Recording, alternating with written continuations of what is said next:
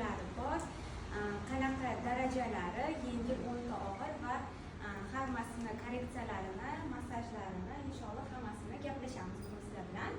O'zimni sizlarga tanishtiradigan bo'lsam, men Zarina Aliyevnaman. Ko'pchilik ijtimoiy tarmoqlardan tanisanglar kerak. Hozir demak har xil yog'och metodikalarni qo'llashingiz mumkin. Xohlasangiz yoki qog'ozli variantlar ham bo'ladi. Har xil mana har bittasi qanaqa mashqlarni bilamiz. Shirin murobot tili aylanma harakatda bo'ladi. Tepaga, pastga, butun labi, sochasi o'ngga, chapga. Buni har bittasini 10-15 sekunddan qilish kerak. Bola kacheli tili tepaga, pastga. Bola agar hali demak katta bola sirasi eslab qolishi mumkin. Kichkina bola o'sha 5-6 ta dars o'tgandan keyin sekin-sekin u ham qoladi. Ochchani bilsak kerak hammamiz. Qilamiz. Hop, ochchani 3 xil variantda qildirishingiz mumkin. Qilasiz 10-15 sekund. Keyin aralashtirasiz. O'shanda yuganchasi cho'zilaveradi. Qancha ko'p yuganchasi cho'zilsa, o'shanda yaxshi. Begemot og'zini ochib yopadi. Mush anaqa chaynov muskullarimizga konfetka tili uchini tishlaydi. Tak tak tak tak tak tak lopatka. Buni kompleks mashqlari ko'p. Prosta men idish 6 ta bo'lganki, hozircha 6 tasini oldim. Kompleks mashqlarni o'zi bilsanglar kerak. Artikulatsiya mashqlari. Xo'p, любойchasiga o'yin qilishimiz mumkin. Misol uchun biz stolli o'yinni tanladik. Bola sal yoshi kattaroq. Bu bo'nchiqlar har xil puflaydigan patlarni olishimiz mumkin. İchiga yashirib qo'yamiz. Bolaga qiziqroq bo'lishi uchun, misol uchun shunaqa yashirib qo'yishni men xohladim. Buni xohlasangiz umumiy motorika qildirib ham qilishingiz mumkin. Yurib, har bittasini ochib ham qilish mumkin. Har xil o'yin variantida qo'rasiz. O'zingizning fantaziyangizga qarab, tortiqcha. Hop. Demak, keyin любой mana bunaqa o'yin qilganman, ham motorikasiga bu. Demak, agar kichkina bola bo'lsa, nutq chiqarish uchun ham tovushga taqlid qildirishingiz mumkin. Ochdik. Nima bor ekan ichida emotsiya qo'shib bolaga keyin qani puflaymiz deb o'sha nafasni texnikasini tushuntirib, keyin til mashqlarini har bittasini o'yin tarzida ham qildirishimiz mumkin. Bu yerda 3 ta narsa ham til, ham nafas, ham motorika bo'yicha ishlayapmiz. Mana shunaqa qilishimiz mumkin. Buni yaqindan oldinglar. Oldimi?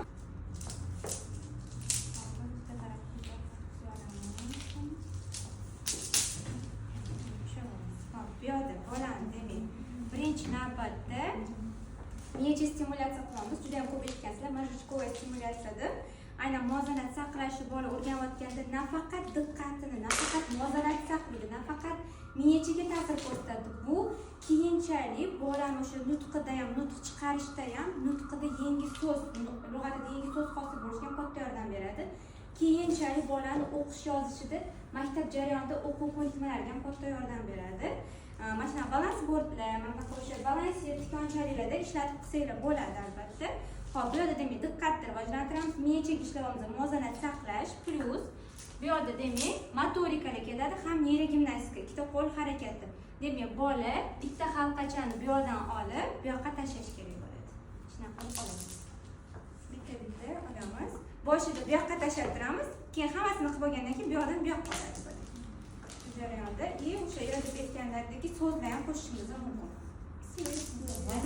Shunaqa qo'ylarsa, ranglar, raqam, so'z qolgan yoki savol-javob tarzida.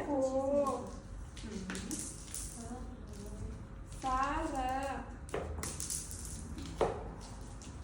ko'k, mushtik, qizil. Lekin qizlar bitta so'zli etapda bunaqa qilmaymiz, xo'p? O'tirib qilamiz, bitta, ikkita so'zda, 3 ta so'zdan sekin harakatga o'tsak bo'ladi.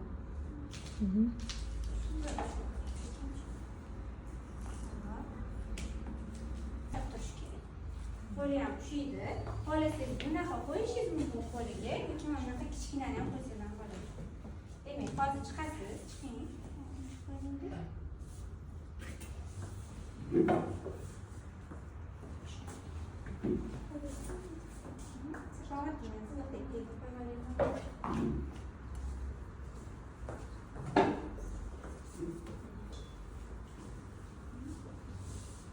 Yok, bunaqasi demayapmiz.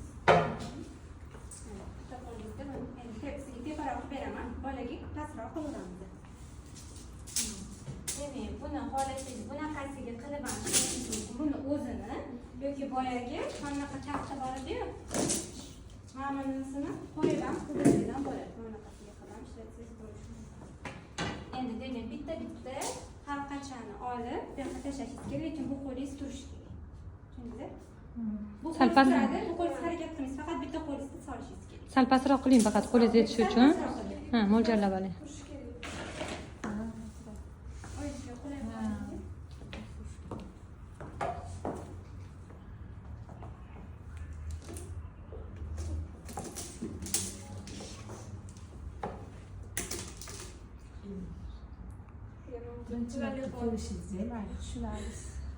Yaqinroq surib qo'yish kerakmi? Zolik qildimi, zarini qarang tasholmayaptilar.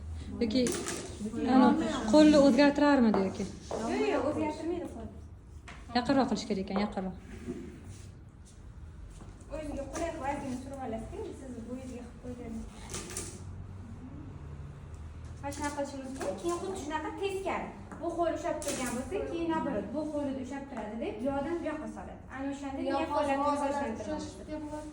Ham muvozanat, diqqat, miya faoliyati ham, motorikani ham qo'lda ushlayapti.